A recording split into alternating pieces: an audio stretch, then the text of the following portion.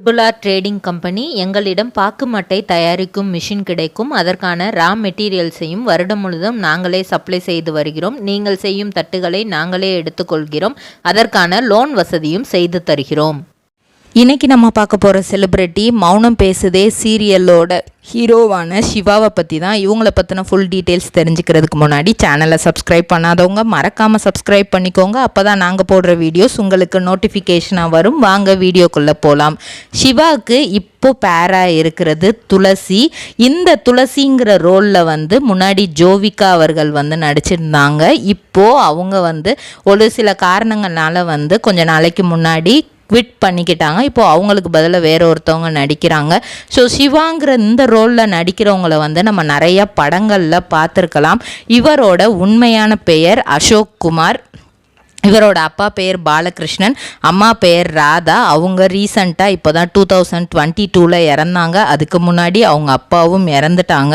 கிட்டத்தட்ட 2007 இவர் சினிமாவுக்குள்ளே வந்தார். அதுக்கு முன்னாடியே இவர் ஹிந்தி ஒரு சீரியலில் சின்ன குழந்தையாக இருக்கும்போதே வர ஆரம்பிச்சிட்டாரு. ஏன்னா இவர் பிறந்தது 1981 டிசம்பர் மாதம் 12 இவர் 1993 அதாவது தன்னோட 12 வயசில் ஸ்ரீகிருஷ்ணா அப்படிங்கிற சீரியலில் கிருஷ்ணரோட வேடம் அணிஞ்சு இவர் நடிச்சிருப்பார். கிட்டத்தட்ட 4 வருஷம் அந்த சீரியல் நடந்தது. அதுக்கப்புறம் நல்ல பள்ளி படிப்பு எல்லாத்தையுமே முடிச்சுட்டு இவர் ஃபுல் அண்ட் ஃபுல் அந்த பரதநாட்டியம் இதெல்லாமே கற்றுக்கிட்டாரு. இன்னும் சொல்லப்போனால் கவர்மெண்ட் ஆஃப் மகாராஷ்டிரா கிட்ட இருந்து டான்சிங் பீகாக் அப்படிங்கிற அவார்டும் வாங்கியிருக்காரு. இவர் பிறந்தது தஞ்சாவூர் தான், ஆனால் வளர்ந்தது ஃபுல்லாகவே மும்பையில் தான். படித்தது எல்லாமே அங்கே தான். தன்னோட டிகிரி காமர்ஸ் குரூப் எடுத்து படிச்சிருக்கிறாரு. அதில் டாக்டரேட்டும் வாங்கிட்டாரு. அது மட்டும் இல்லாமல் இந்த டான்ஸ் இந்த மார்ஷியல் ஆர்ட்ஸ்லாம் கற்றுக்கிட்டு இப்போது ஃபைன் ஆர்ட்ஸ் அப்படிங்கிறதுல இப்போது ரீசண்டாக 2022 டாக்டரேட்டும் வாங்கியிருக்காங்க. அவங்களோட ஃபுல் சப்போர்ட் அப்படின்னு பார்த்தா எப்போவுமே அவங்க அம்மா தானா. எதாக இருந்தாலும் நீ ஃபேஸ் பண்ணு, எதாக இருந்தாலும் பார்த்துக்கலாம் அப்படிங்கிறது தான். ஸோ சினிமாக்குள்ளே வரணும் அப்படின்னு முடிவு பண்ணி திரும்ப 2006 அவர் வராரு. டிஷ்யூம் அப்படிங்கிற மூவியில் இவர் தான் ஹீரோ அப்படிங்கிற அளவுக்கு எல்லாமே பேசி நடிக்கிறதுக்கெல்லாம் சொல்லிட்டாங்க. கடைசி நேரத்தில் ஏதோ ஒரு சில காரணங்கள்னால இவர் வேண்டாம் அப்படின்னு இவருக்கு பதிலாக ஜீவாவை என்ன செய்கிறாங்கன்னா அந்த ரோலுக்கு போடுறாங்க. அந்த படமும் ஹிட் ஆகுது. ஆனால் இவர் மனசெல்லாம் இதாகலை. அவங்க அம்மா எதாக இருந்தாலுமே நீ அதை அக்செப்ட் பண்ணிக்கணும் அப்படின்னு சொன்னதுனால ஓகே அப்படின்ட்டு வெயிட் பண்ணியிருக்காங்க. 2007 முருகா அப்படிங்கிற ஒரு ரோல் கிடைக்குது. அதில் முருகன் அப்படிங்கிற பேரில் நடிக்கிறாங்க. 2008 பிடிச்சிருக்கு அப்படிங்கிற ஒரு படத்தில் வேலு அப்படிங்கிற ரோல் பண்ணுறாங்க.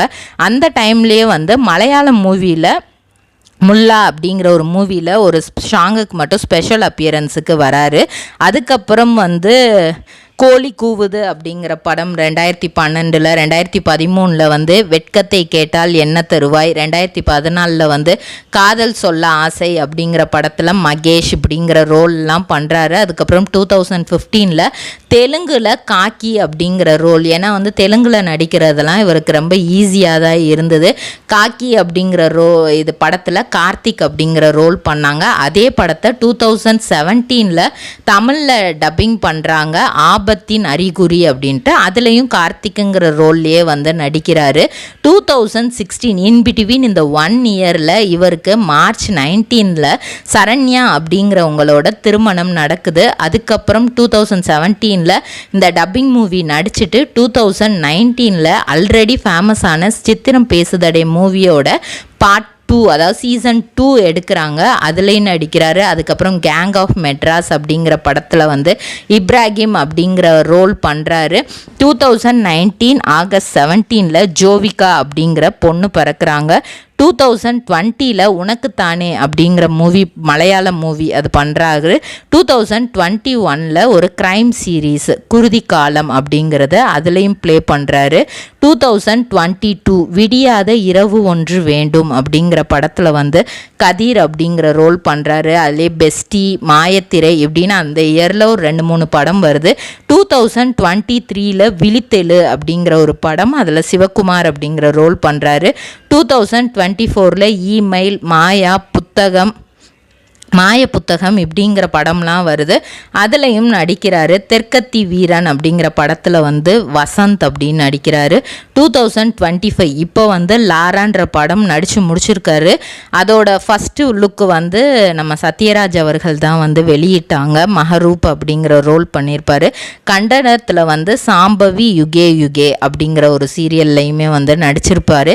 இவர் இவ்வளோ வருஷம் இத்தனை படங்கள் நடிச்சும் வந்து இப்போது ஜீவா வந்து இவருக்கு பதிலாக ஜீவா நடித்தார். ஜீவா வந்து அவ்வளோ ஃபேமஸ் ஆயிட்டார். இவர் வந்து இத்தனை படங்கள் நடித்தும் மக்கள் மத்தியில் இவர் ஃபேமஸ் ஆகலைன்னு இவர் ஒரு நாளுமே கவலைப்பட்டது இல்லையா. ஒரே ஒரு விஷயம் மட்டும் யோசிப்பாராம், ஏன் நம்ம ஃபேமஸ் ஆகலை, நம்ம ஃபேமஸ் ஆகாததுக்கு என்ன காரணம் இருக்கும், எதுலேயோ ஒன்றில் மிஸ்டேக் பண்ணுறோமா, இல்லை மக்களுக்கு ஏன் நம்ம ஃபெமிலியரான ஃபேஸாக இல்லை அப்படின்ட்டு அடிக்கடி யோசிப்பாராம். அப்போ அவங்க அம்மா தான் வந்து இதெல்லாம் ஒரு ப்ராப்ளமே கிடையாது, உன்னோட ப்ரொஃபஷன் வந்து ஆக்டிங்னா உனக்கு ஒரு படத்தில் நடிக்க வாய்ப்பு கிடைக்குதுன்னா அதில் முழு திறமையோட நடி. அந்த படம் ஹிட் ஆகுது ஃப்ளாப் ஆகுதுங்கிறது வந்து மக்கள்கிட்ட தான் இருக்குது. நீ நல்ல கதையை தேர்ந்தெடுத்து நடி. அந்த கதையில் வந்து மக்களுக்கு ஏதாவது சொல்கிற விதமாக இருக்கணும். நீ எந்த கதை சூஸ் பண்ணாலும் வந்து சொசைட்டிக்கு அகெயின்ஸ்டாக உள்ள கதை எதுவுமே வந்து நீ சூஸ் பண்ணக்கூடாது. மற்றபடி அது சக்சீட் ஆகலை அப்படிங்கிறத பற்றிலாம் நீ என்றைக்குமே யோசிக்காத அப்படின்ட்டு நிறைய சொல்லியிருக்காங்க. அதுக்கப்புறம் மேரேஜுக்கு அப்புறம் அவங்க ஒய்ஃப் வந்து சொல்லியிருக்காங்க, நீ வந்து எதுக்குமே எப்போவுமே கவலைப்படாத, உனக்கு என்ன வருதோ அதில் நீ பண்ணு, எதை பற்றியுமே வந்து யோசிக்காத, அப்படி யோசிச்சினாலே வந்து நெக்ஸ்ட் ஸ்டெப்பு நீ எடுத்தே வைக்க முடியாது அப்படிங்கிற மாதிரி சொல்லியிருக்கிறாங்க. ஸோ ஓகே, நம்ம வந்து ஏன் நம்ம எதையும் இது பண்ணணும், எல்லாத்தையுமே கடவுள்கிட்ட விட்டுறலாம். ஏன்னா வந்து அவருக்கு வந்து கிருஷ்ணர் அப்படின்னா வந்து ரொம்ப ரொம்ப பிடிக்குமா. ஸோ கிருஷ்ணர் ரோலில் வந்து நடித்ததே வந்து அவருக்கு ரொம்ப சந்தோஷமாக இருந்தால். அவங்க அம்மாவுக்கும் அவங்க நடித்த ஃபுல் இந்த இண்டஸ்ட்ரியிலேயே வந்து அவங்க பையன் நடித்ததில் அவங்க ஃபஸ்ட்டு கிருஷ்ணராக நடித்தது தான் வந்து அவங்களுக்குமே ரொம்ப பிடிச்சமான ஒரு கேரக்டர் தான். அந்த சீரியல் ஹிந்தி சீரியலாக இருந்தால் கூட, ஏன்னா அவங்க மும்பையில் இருந்ததுனால வந்து ஹிந்தி சீரியல் அவங்களுக்கு வந்து ரொம்ப பரிச்சயமான ஒன்று தான். அதில் நடிச்சிருக்கிறத நினச்சே வந்து சந்தோஷம் அப்படின்னு சொல்லிட்டு, அது மட்டும் இல்லாமல் இப்போது நிறையா வந்து அந்த ஃபைன் ஆர்ட்ஸ் ரிலேட்டடாக வந்து நிறைய டான்ஸ் ஸ்கூல் மாதிரி வச்சுட்டு அதுலேயே வந்து கராத்தே இந்த மாதிரி சில விஷயங்களும் வந்து ஸ்டூடெண்ட்ஸுக்கு வந்து சொல்லி கொடுத்துட்டு தான் இருக்கார். ஸோ படம் மட்டும்தான் ஆப்பர்ச்சுனிட்டி அப்படிங்கிறது இல்லை, மற்ற விஷயங்களும் இவர்கிட்ட இருக்குது. இந்த நாடகத்தில் மௌனம் பேசுதேல வந்து ஜனனியை தான் வந்து இவர் திருமணம் செய்வார். மலேசியாவில் ஜனனியை தான் வந்து இவர் லவ் பண்ணுவார். அவங்கள தான் திருமணமும் செஞ்சுக்கிடுவார். ஒரு எதிர்பாராத ஆக்சிடெண்ட்டில் வந்து அவங்க இறந்துட்டதாக ஃபஸ்ட்டு காமிச்சிருப்பாங்க. அதுக்கப்புறம் அவங்க உயிரோடு இப்போ ஜனனிங்கிற ரோலில் தான் வந்து துளசி உள்ளே வருவாங்க. ஜனனின்னு தான் எல்லாருமே சொல்லியிருப்பாங்க.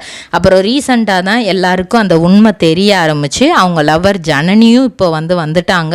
இவங்க ரெண்டு பேரும் எப்படி ஒன்று சேர போகிறாங்க, ஏன்னா சிவா மனசில் இப்போ துளசியும் ஒரு சைடு வந்து இடம் பிடிச்சிட்டே வராங்க. எப்படி என்ன அந்த கதைக்களம் போகும் அப்படிங்கிறது தான் இனி அப்கமிங் வர்றது. இதே மாதிரி பல செலிப்ரிட்டிஸோட பயோகிராஃபி தெரிஞ்சுக்கிற சேனலை மறக்காமல் சப்ஸ்கிரைப் பண்ணிக்கோங்க.